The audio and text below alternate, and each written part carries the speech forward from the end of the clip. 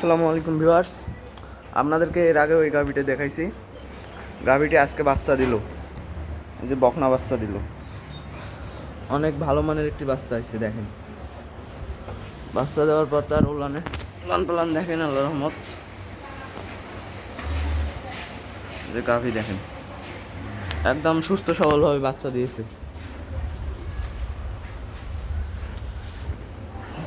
এই যে পালান, চারটা বার চারদিকে চলে গেছে। দেখেন,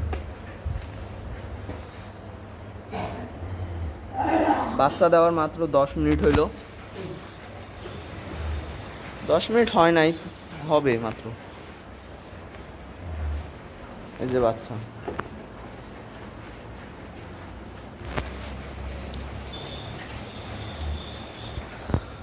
বকনা বাচ্চা হয়েছে।